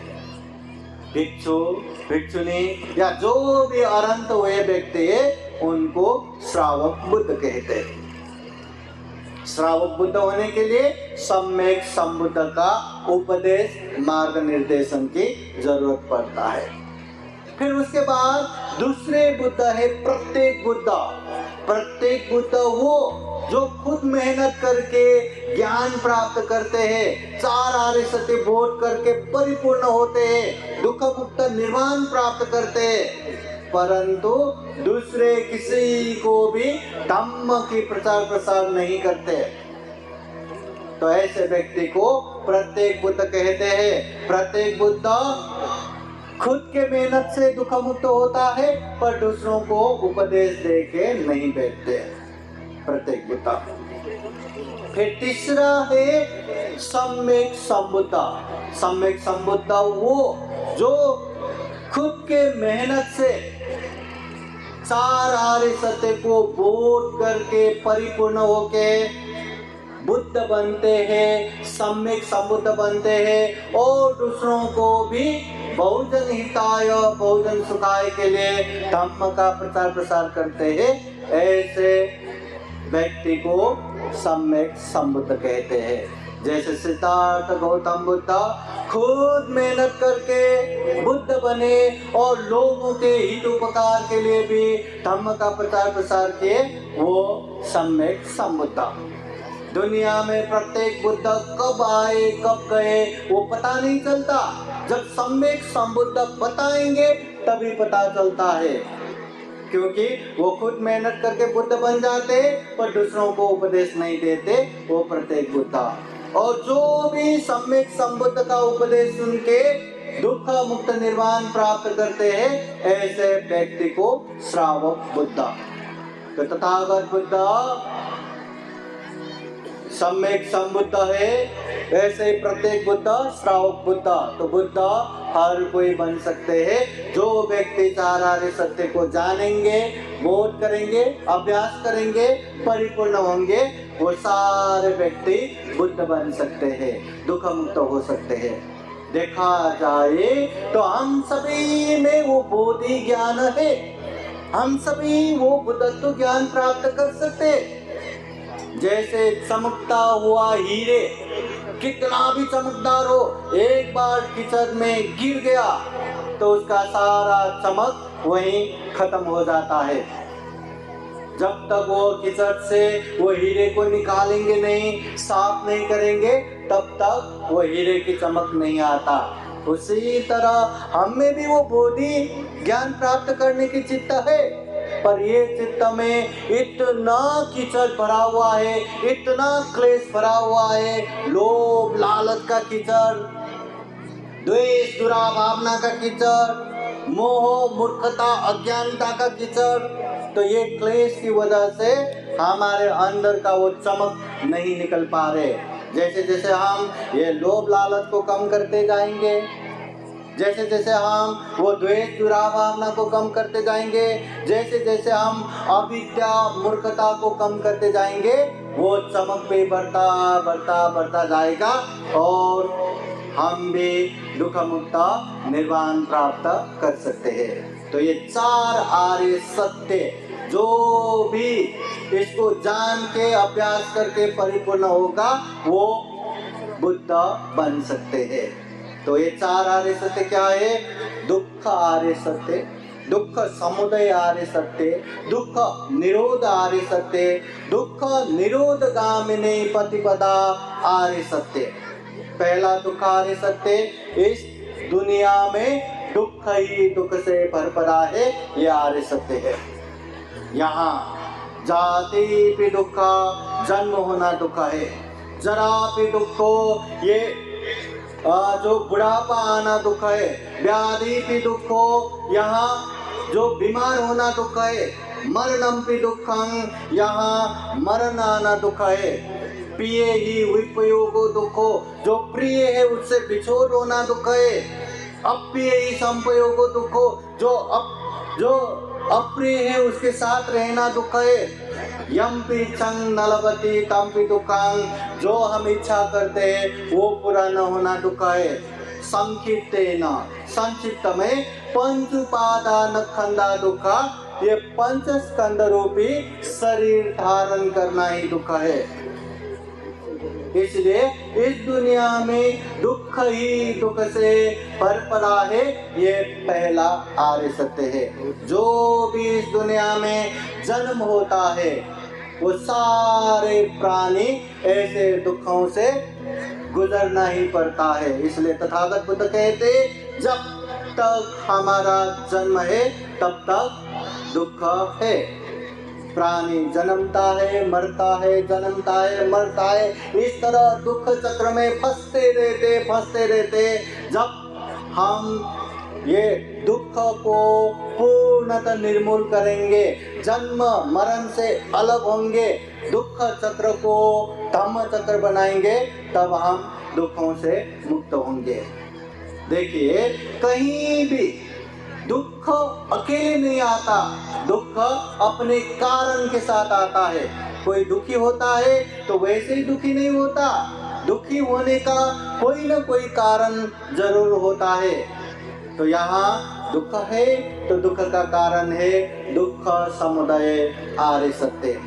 तथागत बुद्ध संक्षिप्त में कहते हैं, काम तन्हा भव तन्हा विभव तन्हा। ये काम तृष्णा, भव तृष्णा, विभव तृष्णा, ये तृष्णा ही दुख का कारण है। ये पंचस्काम गुण धर्म में भोग विलास करने की इच्छा, ये तृष्णा है। इस दुनिया में बार बार जन्म होने की इच्छा, ये तृष्णा है। इस दुनिया में ये तृष्णा का होते हुए भी जन्म ही ना होने की इच्छा, ये भी तृष्णा है। हम में तृष्णा है, इसलिए तृष्णा की वजह से दुख एक के बाद एक आते रहते। जैसे बैलगाड़ा के पीछे लग के भारी भरकम पहिया पीछे आते ही रहते। वो आगे जाओ, वो आगे ही वो पहिया आएगा, वो दाएं जाओ, वो दाएं वो भारी पहिया आएगा, वो बाएं जाओ बाएं, वो जहां गए पीछे आता रहेगा। भारी हो गया करके वो बैल वो भारी पहिया से अपने आप छुटकारा नहीं पा सकता। उसी तरह जब तक तृष्णा है, दुख पीछे आते ही रहते हैं। तो दुख है तो दुख का कारण भी है। तथागत बुद्ध कहते, दुख है तो दुख मुक्त अवस्था भी है। दुख निरोध आर्य सत्य, दुख पूर्णतः मुक्त अवस्था भी है। वो है निर्वाण, वो है निब्बान। निब्बान वो अवस्था है जहाँ पूर्णतः तृष्णा खत्म हो गया, जहाँ पूर्णतः दुख खत्म हो गया, वो अवस्था को निर्वाण कहते हैं। निर्वाण भी 3 तरह से बौद्ध जगत में आता है। निर्वाण, परिनिर्वाण, महापरिनिर्वाण। निर्वाण बोले तो जो ज्ञान प्राप्त करता है उसे निर्वाण कहते हैं। जो भी अनंत होते हैं उसे निर्वाण कहते हैं। और परिनिर्वाण बोले तो अनंत व्यक्ति का जब मृत्यु होता है, अनंत व्यक्ति जो गुजर जाते हैं, चाहे वो भिक्षु हो चाहे वो भिक्षुनी हो, जो निर्वाण लाभ व्यक्ति का मरण होता है उसे कहते हैं परिनिर्वाण। सारिपुत्र, अनंत सारिपुत्र भंते जी का परिनिर्वाण हो गया। रिद्धि में एक दग्ग प्राप्त महामरुद कल्याण भिक्षु का परिनिर्वाण हो गया। जो अनंत व्यक्ति का मृत्यु होता है उसे परिनिर्वाण कहते हैं। और महापरिनिर्वाण, ये महापरिनिर्वाण तथागत बुद्ध जब अपने नश्वर देह को त्याग करते हैं या तथागत बुद्ध का जब मरण होते हैं उसे महापरिनिर्वाण कहते हैं। ये केवल और केवल सम्यक संबुद्ध के मरण को ही कहते हैं महापरिनिर्वाण। तथागत बुद्ध 80 साल की उम्र में कुशीनगर में महापरिनिर्वाण हो गया। इस तरह निर्वाण, महापरिनिर्वाण, परिनिर्वाण। तो सभी दुखों से मुक्त अवस्था को निर्वाण कहते हैं। तथागत बुद्ध कहते हैं अगर निर्वाण है तो निर्वाण के लक्ष्य के उसका मार्ग भी है। निर्वाण है ना तो निर्वाण पहुंचने का मार्ग भी है। वो मार्ग है आर्य अष्टांगिक मार्ग। 8 मार्ग युक्त वह रास्ता है जिसे मध्यम मार्ग भी कहते हैं। अति मार्ग से मुक्त, शरीर को न अति दुख देना, शरीर को न अति सुख देना, मध्यम मार्ग युक्त ये आर्य अष्टांगिक मार्ग है जिसे शील समाधि प्रज्ञा का मार्ग भी कहते हैं। दुख है तो दुख का कारण भी है। दुख मुक्त निर्वाण है तो निर्वाण पहुंचने का मार्ग भी है। जिस तरह आज के ये औषध विज्ञान में भी वहाँ बीमार है तो बीमारी का कारण भी है। बीमार मुक्त अवस्था या निरोग है तो निरोग होने का मार्ग भी है। चाहे दवा ले लो, चाहे एक्सरसाइज कर लो, चाहे खाने में बैलेंस कर लो। अगर बीमार मुक्त अवस्था है तो वहां पहुंचने का मार्ग भी है। उसी तरह जीवन में दुख है, दुख है तो दुख का कारण भी है, दुख है तो दुख मुक्त अवस्था भी है, तो अवस्था दुख मुक्त अवस्था है तो वहां पहुंचने का मार्ग भी है। इसे तथागत बुद्ध 4 आर्य सत्य कहते हैं। जो व्यक्ति ये 4 आर्य सत्य को खूब अच्छे से जानते हैं, समझते हैं, जो व्यक्ति ये 4 आर्य सत्य को आचरण करते हुए अभ्यास करते हैं, पालन करते हैं, और जो व्यक्ति ये 4 आर्य सत्य को परिपूर्ण रूप से पालन करते हैं, परिपूर्ण होते हैं, ऐसे व्यक्ति दुख मुक्त निर्वाण प्राप्त करते हैं। तो ऐसे 4 आर्य सत्य तथागत बुद्ध उपदेश सुनने के लिए आने वाले सभी उपासक उपासिकाओं को सीधे सीधे बताते हैं क्या, उपदेश देते हैं क्या? तथागत बुद्ध के पास कोई उपासक आए या कोई उपासिका आए और बुद्ध से कहे हम धम्म की बातें सुनना चाहते हैं, हम दुख मुक्ति का मार्ग जानना चाहते हैं, तो ऐसे समय में तथागत बुद्ध सीधे सीधे ये 4 आर्य सत्य का उपदेश देते हैं क्या? नहीं। तथागत बुद्ध हाँ, जिस तरह एक कपड़े में रंग चढ़ाना हो तो ऐसे ही रंग चढ़ाया तो ठीक से रंग नहीं पकड़ता, कहीं पकड़ लिया कहीं नहीं पकड़ा, अच्छा नहीं होता। मगर वो कपड़े को रंग चढ़ाना ही हो तो उसे अच्छे से साफ करो, गर्म पानी से धो, अच्छे से साफ करने के बाद अगर उसमें रंग चढ़ाएंगे तो खूब अच्छे से रंग पकड़ता है, बरोबर पकड़ता है। उसी तरह दुनिया के उपासक उपासिकाओं में अनेक अनेक क्लेशों से भर पड़ा है, अनेक अनेक लोभ लालच, अनेक अनेक द्वेष दुराभावना, अनेक अनेक मोह अज्ञानता अविद्या से भर पड़ा है। ऐसे समय में सीधे सीधे दुख मुक्ति का मार्ग बताएंगे तो सीधे सीधे नहीं समझता, या कुछ समझा कुछ नहीं समझा, कुछ पकड़ में आया कुछ पकड़ में नहीं आया, ऐसे अधूरा अधूरा सा होता है। इसलिए तथागत बुद्ध उपदेश सुनने के लिए आने वाले हर उपासक उपासिकाओं को सीधे सीधे दुख और दुख मुक्ति का उपदेश न देते हुए प्रारंभिक सिलसिलाबद्ध प्रणालीबद्ध उपदेश देते हैं, जिसे आनुपूर्वी कथा कहते हैं।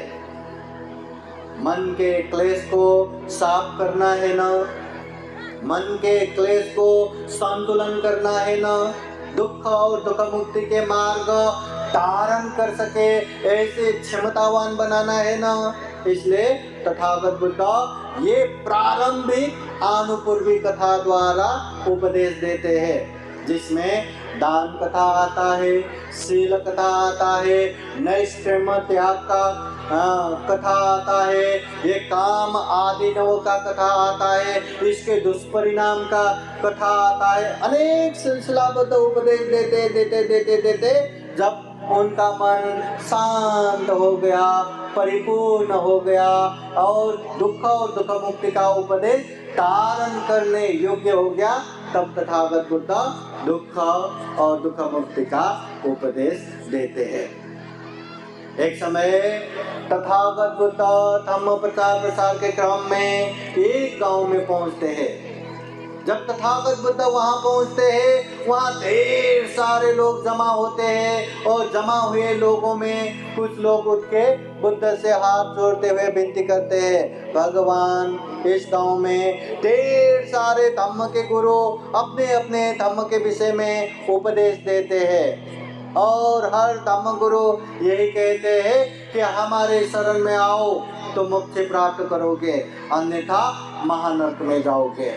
भगवान हमने तो ये धम्म भी सुना है, वो धम्म भी सुना है, ऐसा धम्म भी सुना है, वैसा धम्म भी सुना है, वास्तव में कौन सा धम्म श्रेष्ठ है, कौन सा धम्म उत्तम है? उस समय तथागत बुद्ध ये नहीं बताते कि बाकी सारे धम्म छोड़ दो, जो मैं बताता हूँ वही धम्म श्रेष्ठ है, वही धम्म उत्तम है, बल्कि तथागत बुद्ध कहते हैं हे उपासक उपासिकाएं, अमुक धम्म श्रेष्ठ है, अमुक धम्म उत्तम है, ऐसा कहने से भी ज्यादा दो बातें याद करो, दो बातें समझो। जिस धम्म में ये दो बातें बताता हो, सिखाता हो, वही धम्म श्रेष्ठ है, वही धम्म उत्तम है। वो दो बातें क्या क्या है? बुद्ध कहते हैं दुख और दुख मुक्ति। जो धम्म दुख के विषय में अच्छे से बताता हो, न केवल दुख बताते हैं, वो दुखों से मुक्त होने का उपाय भी बताता हो, मार्ग भी बताता हो, वही धम्म श्रेष्ठ है, वही धम्म उत्तम है। दो बातें, दुख और दुख मुक्ति। तथागत बुद्ध बार बार कहते हैं, तुम में ही कि संगातपो अक्खा तारो तथागता, करना तुम्हें ही है, चलना हमें ही है। बुद्ध केवल मार्ग बताता है, बुद्ध केवल राह दिखाता है, चलना हमें ही है, करना हमें ही है। बुद्ध ने खूब अनुकंपा रखते हुए, खूब मैत्री करुणा रखते हुए सारे लोगों के लिए खूब अच्छे से बताया कि ये दुख है, ये दुख है, तो ये दुख का कारण है, ये दुख मुक्ति निर्वाण है, और निर्वाण पहुंचना है तो ये आर्य अष्टांगिक मार्ग, मध्यम मार्ग, शील समाधि प्रज्ञा का मार्ग है, खूब अच्छे से बताया है। अभी जो व्यक्ति ये दुख और दुख मुक्ति को जानेंगे, समझेंगे, अभ्यास करेंगे, परिपूर्ण होंगे, वो जीवन में दुख मुक्ति का अनुभव करेंगे, निर्वाण का साक्षात्कार कर पाएंगे। पर जो धम्म को जानेंगे, समझेंगे, बोध करेंगे, पर पालन नहीं करेंगे, पालन किया तो भी परिपूर्ण नहीं होंगे, ऐसे व्यक्ति दुख मुक्त निर्वाण तो साक्षात्कार नहीं कर पाएंगे। इसलिए हमें पालन करना जरूरी है। जो पालन करेंगे वो व्यक्ति दुख मुक्ति का अनुभव कर सकते हैं। अभी देखो ना, दुनिया में दुख मुक्त निर्वाण प्राप्त करने वाले केवल एक अकेला बुद्ध है क्या? केवल बुद्ध ने ही वो ज्ञान प्राप्त किया क्या? बुद्ध तो 10 पारमिता, 10 उपपारमिता, 10 परमत्त पारमिता पूर्ण करते हुए सम्यक संबुद्ध बने। हाँ, ऐसे महान, ऐसे रिद्धिवान, शक्तिवान सम्यक संबुद्ध तथागत बुद्ध ने दुख मुक्त ज्ञान प्राप्त किया, तो दुनिया में वो अकेला नहीं है जिसने दुख मुक्त निर्वाण प्राप्त किया। उनके श्रावक शिष्य, बहुत ही महाश्रावक, 80 महाश्रावक, अग्र श्रावक, ऐसे सारिपुत्र, मौर्य, उपाली, आनंद से लेके अनगिनत भिक्षु, उत्पल वर्णा, खेमा, उत्पल पटाचारा, ऐसे अनगिनत भिक्षुनियां, बहुत सारे लोगों ने ये दुख मुक्ति का निर्वाण प्राप्त किया। तो ऐसे न केवल हजारों, न केवल लाखों, करोड़ों लोगों ने ये ज्ञान प्राप्त किया है। तो हम भी मेहनत करेंगे, हम भी परिश्रम करेंगे, और हम भी ये मार्ग पे अच्छे से चलेंगे, तो हम भी ये ज्ञान प्राप्त कर सकते हैं। बस अच्छे से जानना है, अच्छे से पालन करना है, और परिपूर्ण रूप से पालन करना है, तब जाके हम भी दुख मुक्त हो सकते हैं। अभी 4 के विषय में आ रहे हैं, तो और एक चीज तथागत बुद्ध कहते हैं, जो व्यक्ति में ये 4 गुण धम्म रहेगा, वो दुख मुक्ति का पहला मार्ग फल, श्रोतापति फल प्राप्त कर सकते हैं। वो 4 गुण धम्म क्या है? पहला, बुद्ध के प्रति दृढ़ विश्वास होना, श्रद्धा होना। दूसरा, धम्म के प्रति दृढ़ विश्वास, श्रद्धा होना। तीसरा, संघ के प्रति दृढ़ विश्वास, श्रद्धा होना। और चौथा है शील को कभी भी नहीं बिगाड़ना। हम में बुद्ध धम्म संघ के प्रति विश्वास है कि नहीं? है कि नहीं? पर कितना है? कितना है? तथागत बुद्ध के समय में एक शरण उपासक, वो शरण उपासक बिहार में इस तरह आते हैं, इस तरह भिक्षु संघ का सेवा करते हैं, बहुत ही अच्छे से धम्म करने वाले, शरण जाने वाले, उसका नाम ही शरण उपासक हो गया। पर उसका एक बुरी आदत है, बचपन से वो दारू पीता था, वो छूता ही नहीं। जब वो मर गए तो भिक्षु में चर्चा हो गया कि इतना श्रद्धा पूर्वक सेवा करने वाले वो शरण उपासक गुजर गए, उसका क्या गति हुआ रहेगा। तथागत बुद्ध वहां आके कहते हैं वो सुगति गया, वो जीते जी श्रोता प्रतिफल प्राप्त किया, दुख मुक्ति का पहला मार्ग फल। तो भिक्षुओं में शंका होता है और बाद में महानाम आके भी पूछते हैं कि शरण उपासक श्रोतापति फल में प्राप्त हो गया, ये भी कहते हैं, और वो दारू नशा पीते हैं, ये भी कहते हैं, और दारू पीना तो ये पंचशील में पांचवा अकुशल भी है। जो व्यक्ति अकुशल करता है वो कैसे मार्ग फल प्राप्त कर सकते हैं?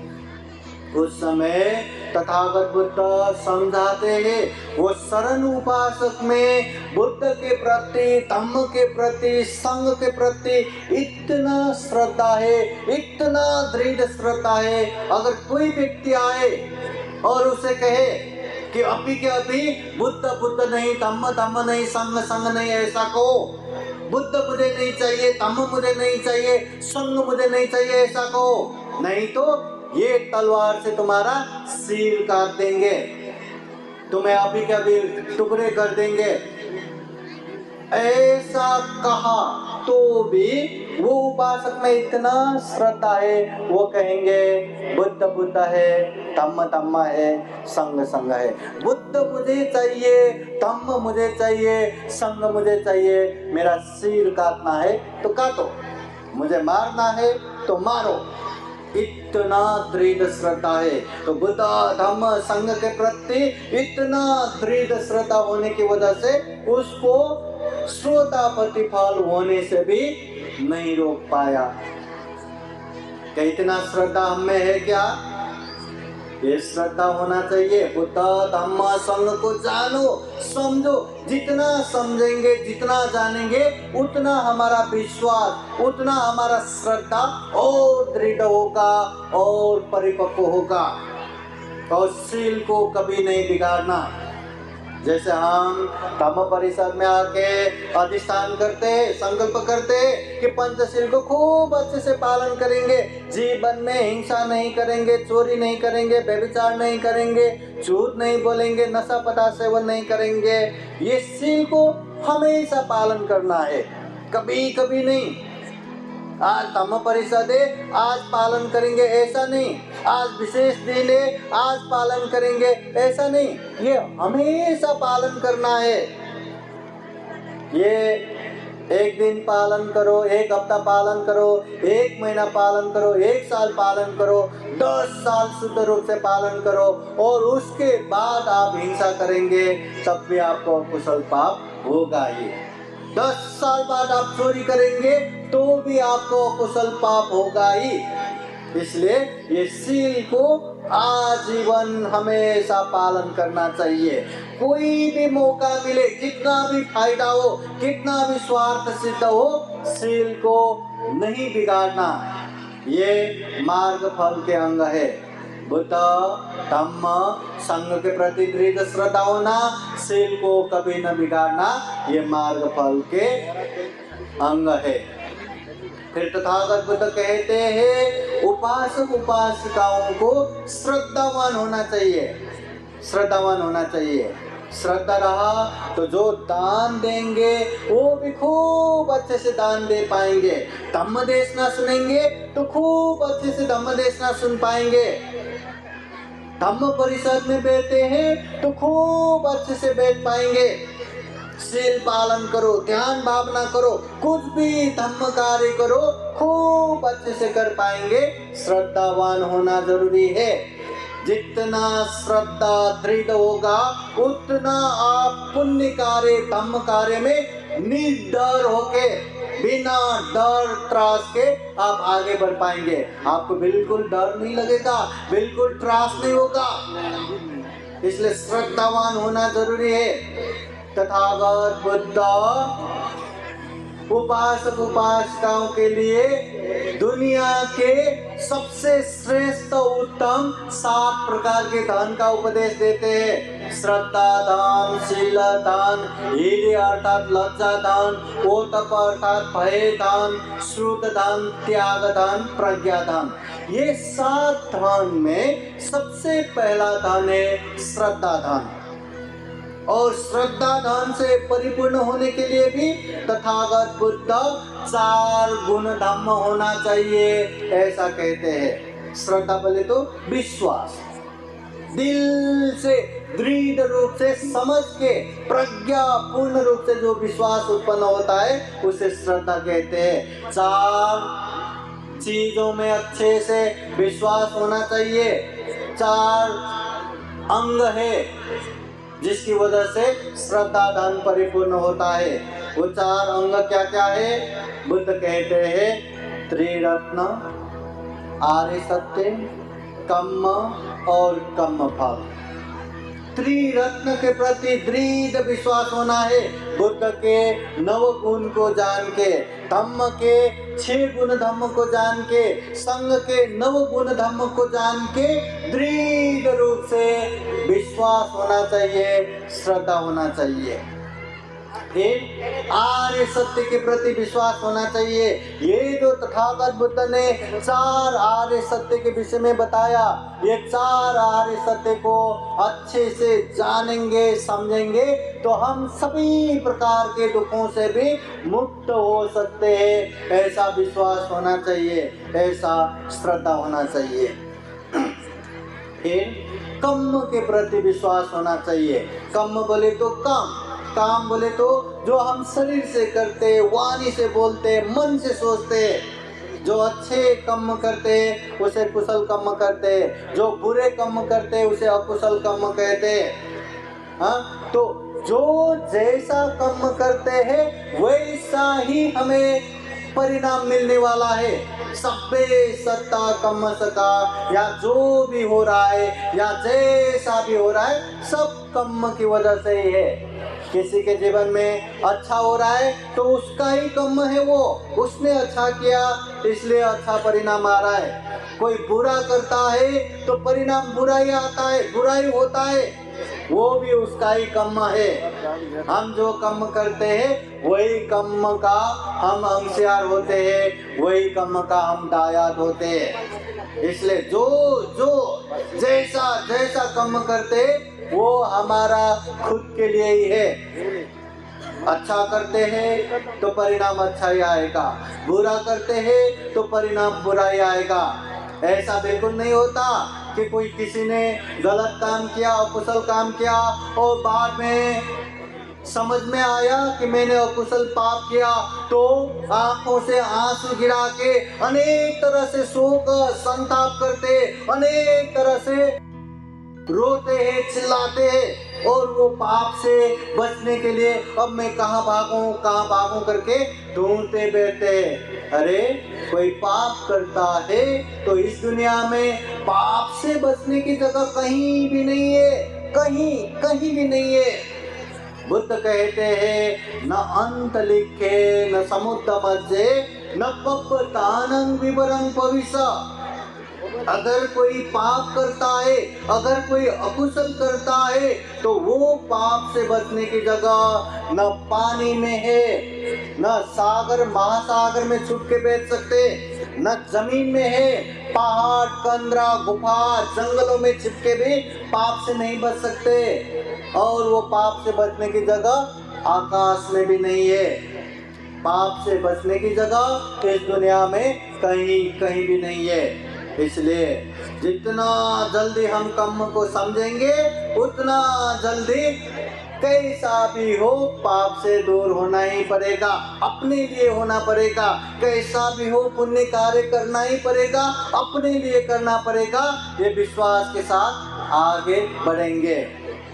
बगा यहाँ हमें दुख देने के लिए कोई बैठा नहीं है, कोई श्राप दे के बैठने वाला यहाँ कोई नहीं है। हम गलत करेंगे, पाप करेंगे, वही हमारा अभिशाप हो गया, वही दुख का कारण हो गया। और हमें तथास्तु करके वरदान देने वाला भी कोई नहीं है।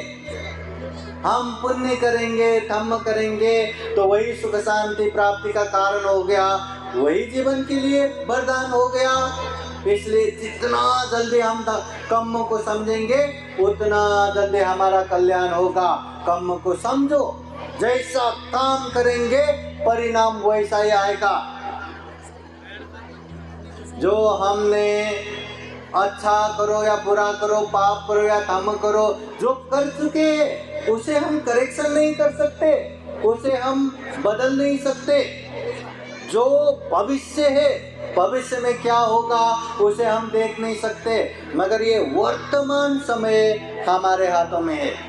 ये जो समय है ना, ये जो आप लोग धम्म परिषद में बैठे या धम्म परिषद देख रहे, ये समय हमारे हाथ में है। हम इस समय के मालक है।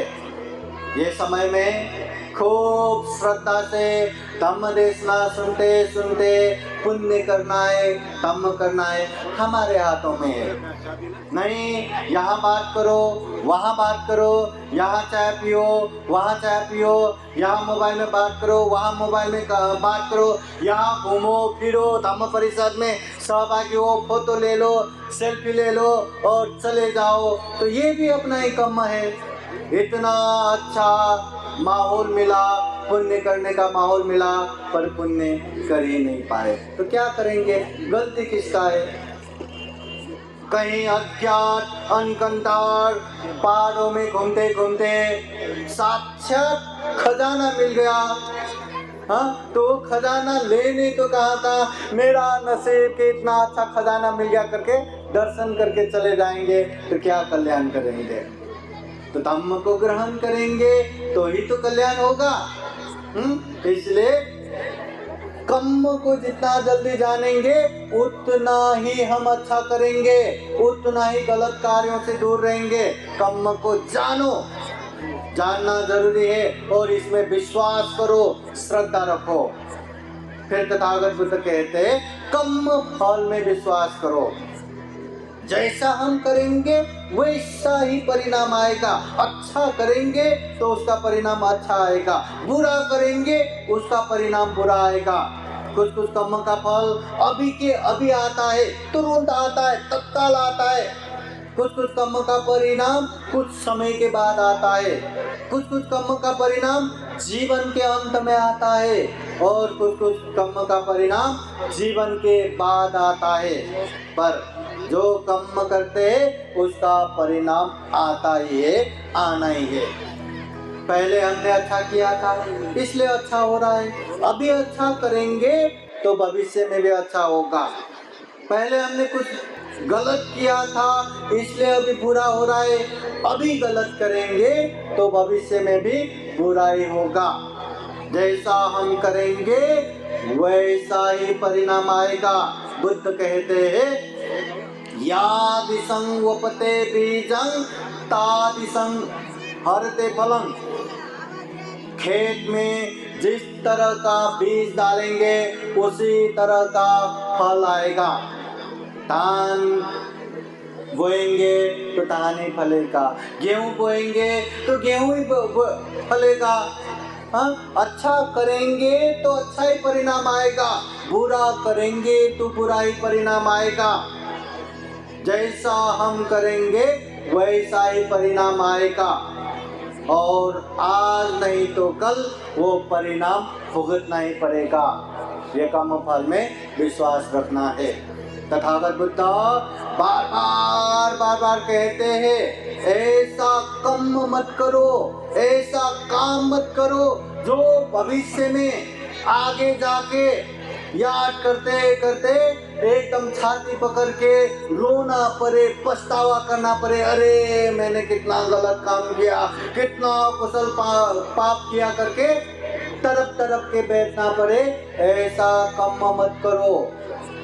बुद्ध कहते हैं कम ऐसा करो कि आगे जाके कभी भी याद आए तो अरे वाह, मैंने इतना अच्छा पुण्य किया, मैंने धम्म परिषद में सहभागी हुआ, उसमें दान दिया, उसमें प्रत्यक्ष सहभागी हुआ, धम्म देशना सुना, हाँ मैंने ऐसे शील पालन किया, ऐसे ध्यान भावना किया, हाँ ऐसे अच्छे अच्छे कर्म करो जो याद करते समय मन में प्रसन्नता भाव आए, मन में आनंदी हो, तो ऐसा कर्म करना चाहिए।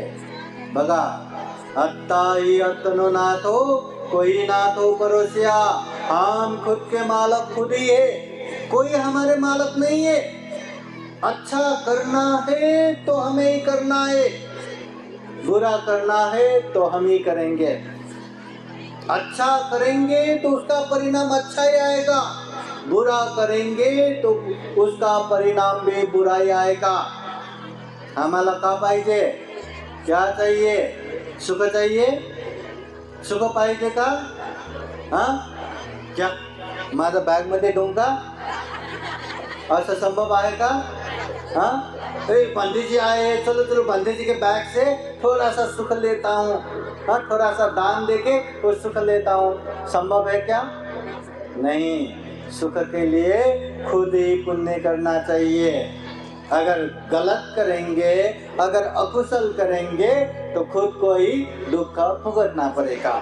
इसलिए बुद्ध कहते श्रद्धावान हो, श्रद्धा धन से परिपूर्ण हो, उसके लिए बुद्ध धम्म संघ त्रिरत्न के प्रति श्रद्धा रखो, चार आर्य सत्य के प्रति श्रद्धा रखो, कर्म के प्रति श्रद्धा रखो, कर्म फल के प्रति श्रद्धा रखो, कल्याण ही कल्याण है, कल्याण ही कल्याण है। उपासक उपासिकाएं महाकारुणिक तथागत बुद्ध के धम्म को सुनना भी कल्याण है, हमारे कानों में पढ़ना भी कल्याण है, मगर ये कल्याणकारी उपदेश को जान के बोध के अभ्यास करेंगे तो उसका अनंत अनंत कल्याण है, खूब खूब कल्याण है।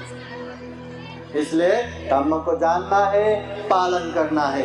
अभी धम्म देशना के अंत में एक छोटा सा उदाहरण देता हूँ जो मैं हमेशा हमेशा नेमी बताते रहता हूँ। महाकारुणिक तथागत बुद्ध खूब सारे भिक्षुओं को एक जगह ले जाके रास्ते से थोड़ा सा धूल अपने नख में लेते हैं और पूछते हैं, भिक्षुओं बताओ मेरे नख में ज्यादा धूल है या पृथ्वी में ज्यादा धूल है?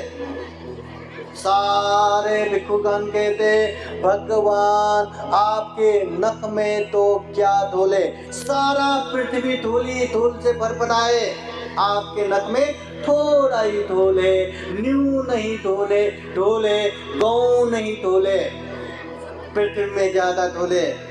तो उस समय तथागत बुद्ध समझाते हैं, भिक्षुओं इसी तरह इस दुनिया में अच्छे धम्म को जानने वाला, अच्छे धम्म को समझने वाला मेरे नख में जितना धूल है उतना ही है, बाकी तो गलत गलत धम्म में जाने वाला असंख्य अनगिनत है, पृथ्वी में जितना धूल है उतना है। हम अच्छे धम्म को जानते हैं कि नहीं? हाँ, बाबा साहब की पुण्याई हमें अच्छे धम्म प्राप्त हुआ है, हम जानते भी हैं, हम सुनते भी हैं, हम समझते भी हैं, पर वो धम्म को पालन करते हैं कि नहीं? पालन करते हैं कि नहीं? हाँ, पालन करते हैं तो बहुत अच्छा। फिर तथागत बुद्ध फिर आगे कहते हैं, इस दुनिया में अच्छे धम्म को जान के अच्छे से पालन करके परिपूर्ण होने वाला, परिपूर्ण रूप से पालन करने वाले मेरे नख में जितना धूल है उतना ही है, बाकी तो पृथ्वी में जितना धूल है उतने हैं। हम अच्छे धम्म को जानते हैं, जानते हैं। हम अच्छे धर्म को पालन करते हैं। हम अच्छे धर्म को परिपूर्ण रूप से पालन करते हैं कि नहीं? पूर्ण रूप से पालन करते हैं कि नहीं? परिपूर्ण रूप से पालन होना चाहिए। बगा, हम औरंगाबाद से ये हिंगोली नगर में धम्म परिषद को आए और वहाँ से आते आते हम लोकेशन मैप लगा के यहाँ आते हैं। हाँ, और आते अरे 50-60 किलोमीटर हो गया, जालना तक आ गया, अभी बस करके हम वहीं रुक जाते तो यहाँ पहुँच जाता क्या? नहीं।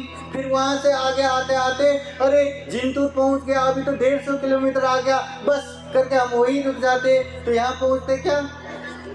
पहुँचते नहीं। जब तक हम यहाँ नहीं पहुँचते तब तक आना है, परिपूर्ण रूप से आना है, तभी हम यहाँ पहुँचते हैं। उसी तरह तथागत बुद्ध के धम्म भी थोड़ा थोड़ा पालन करना नहीं है, विशेष समय में विशेष ओकेजन में पालन करना नहीं है। आज धम्म परिषद इसलिए खूब अच्छे से पालन करेंगे करके केवल आज ही पालन करना नहीं है। यहाँ तो सुनना है, यहाँ तो धम्म को ग्रहण करना है, यहाँ तो धम्म को प्रशिक्षण लेना है, सीखना है और जीवन भर व्यवहार में पालन करना है, परिपूर्ण रूप से पालन करना है। ऐसे पालन करते जाएंगे तो धीरे धीरे मन का लोभ लालच, मन का द्वेष दुराभावना, मन का अज्ञानता अविद्या मोह धीरे धीरे करके परिपूर्ण रूप से निर्मूल हो जाएगा, समन हो जाएगा। तब हमें ये बुद्धत्व ज्ञान प्राप्त होगा, दुख मुक्त निर्वाण प्राप्त होगा। सभी शत्रुओं से सभी शत्रुओं से अलग होके अरहंत हो पाएंगे। इसलिए परिपूर्ण रूप से धम्म को पालन करना जरूरी है। इसलिए बुद्ध कहते हैं अच्छे धम्म को जान के अच्छे से पालन करने वाला और परिपूर्ण रूप से पालन करने वाले, मेरे नख में जितना धूले उतना ही है, बाकी तो पृथ्वी में जितना धूले उतना है। अभी अच्छे धम्म को जाना है, समझा है, अच्छे धम्म को पालन भी कर रहे हैं। जितना हम अच्छे से पालन करेंगे, जितना परिपूर्ण रूप से पालन करेंगे, उतना हम क्लेश से दूर होंगे, उतना बोधि ज्ञान चमकता आगे आएगा और हम एक दिन, आज नहीं तो कल, अभी नहीं तो बाद में सभी दुखों से मुक्त, जन्म जरा व्याधि मरण से मुक्त, जिसे निर्वाण सुख कहते हैं, जिसे विमुक्ति सुख कहते हैं, वो निर्वाण भी साक्षात्कार कर पाएंगे। हाँ, तो उसके लिए धम्म को खूब अच्छे से जानना है, खूब अच्छे से पालन करना है, परिपूर्ण रूप से पालन करना है। तो इस तरह तथागत बुद्ध के धम्म अथाह है, विशाल है, अनगिनत है। बुद्ध के धम्म जितना सुनने को मिला, जितना जानने को मिला और जितना समझ पाए, उतना हमें पालन करते जाना है। अगर पालन नहीं करेंगे, केवल जानता हूँ, समझता हूँ, केवल बताता हूँ, अच्छे से समझाता हूँ, ऐसा ही करके बैठेंगे तो जीवन में दुख मुक्ति मिलने वाला नहीं है, जीवन में सुख शांति मिलने वाला नहीं है।